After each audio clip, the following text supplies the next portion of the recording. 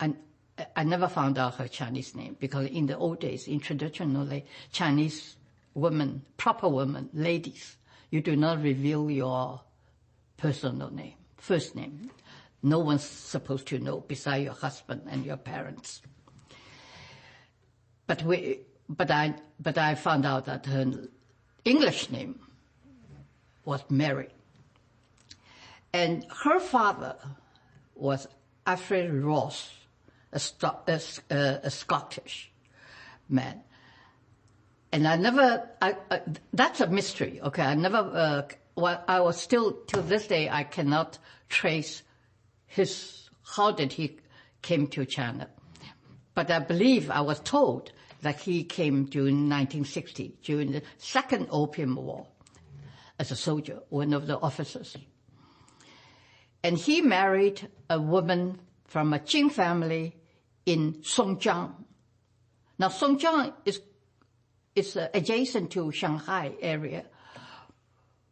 And till this day, I'm still wondering, how did he get married to a woman from Songjiang, this far away from Shanghai? And my grandmother, because Ross, after Ross died earlier, and my grandmother was brought up by her mother in Songjiang. There's another story behind it. I'm not going into it. So therefore, my grandmother was brought up as a Chinese lady. I think she was the only Scottish woman had a bonded feet.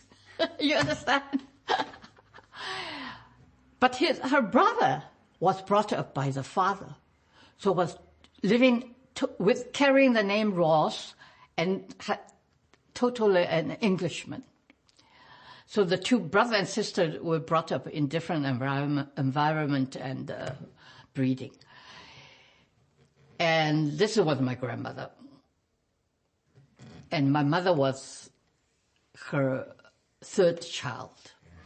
And my mother was sent to a boarding school at a very young age, because that was the time Chinese women started to go to school and get educations. I think being sent away to a boarding school at a very early age, that made my mother very independent. And the boarding school she went to was an English convent school. Only after she saw my father on stage, then she went to a Chinese convent school to brush up her Chinese. Of course, later on, she tried all sorts of ways. She went to the theater almost, every week, but not to arouse any suspicion from her family that she fell in love with an actor on stage. So she would bring all her schoolmates to the theater with her, and these schoolmates were all Caucasian girls. And so she bribed them with all kind of food, because those days the theater is a very exciting place, with tea served, with a lot kind of food selling even during the performance. So that's how she fell in love with my father at first sight. Of course, it was much later, when she was 20, finally she met my father in person, and on the friend's yacht, and that's how they started to find, I think, meeting each other in secret. How old was she when she first saw your dad on stage? I think from... Sorry, let's do a little sip of water first. Oh, okay. For you, Cecilia, if you don't mind. Drink some water. Oh. Are you? I forgot. Are you hearing the? I am, but it's not something that I'm. Yes. Make uncomfortable. Yes. The A-cam wide is gorgeous. No? When you roll this, he can hear it. Oh! So you can lightly, do it lightly. I also have a habit of talking. That's okay. That's okay. It's this. It's when you like, Okay. just like more. Isn't that fantastic? I imagine you caught she said 1960 and 1940 instead of 1860 Yeah. and 1840. Yeah. Okay. Oh, I said that? Yeah. Can we repeat that? That's my old age. Let's just fix that, Diane, while we can. Okay. So far, how was it? Great. I love your telling your stories. Great. Was that too dramatic? No, the more dramatic, the better. I love it. Yeah, I love the dramatic. Yeah, And you- if I get too dramatic, it will stop me. You know, when you tell your stories, I love how it feels like you're telling me a story. So it's good. Diane, maybe just fix that 1860 thing now. Okay.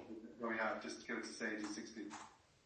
Yeah, I made a mistake. Yeah. So easy. That was, you were saying when he came, it was you said 1960, but it should be 1860. Which part? Yeah, which one was the Torah? Oh, the war. Oh, the war. Opium War. Second Yeah. Opium War. Yeah. It should be 1860. Yeah, just repeat that one line. Oh, what did I say? What was the line, Nick? Exact line. In 1860, at the end of the Opium War, in 1860. 1860 should be the Second Opium War. Yes. You just want me to say? Say that line. Okay. See if I. Just move the tissue box towards us just a little bit. Thank you. Is that okay? Yes. Great. I still do that. Still a habit of mine. Okay, anytime. Okay. So Okay. just repeat that one line. Okay. That was in 1860, the Second Opium War. Perfect. Perfect. Perfect. Thank you. Okay, now we're going back to what we were talking about. So how old was your mother when she first saw your father? And then how did she get his attention finally? How did she finally meet him? Now, because my mother never talked about it, it was a secret.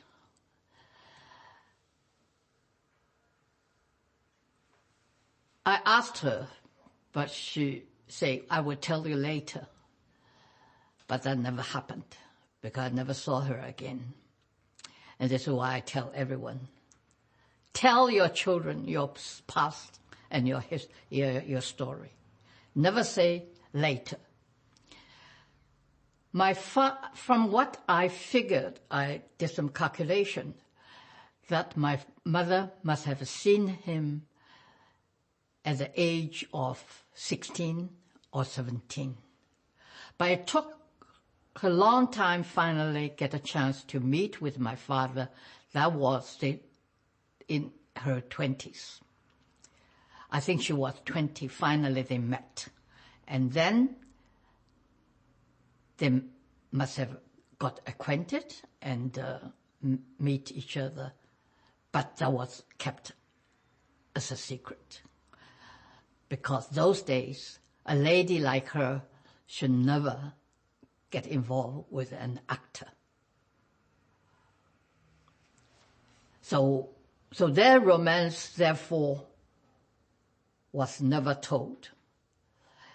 And in some way, I would say that maybe that's good. Because their life now is so open to the public, especially in China. But maybe something that's so personal for them, for them that still kept just for themselves. So I'm glad, in a way, we don't really know, but we can imagine. So did she ever talk about her first years of marriage? What was that like? How did they live their first early years of marriage? Well, you know that she ran away from home to join my father. And because for my father's safety, he never revealed my father's name, but told the family that she's in love with an actor.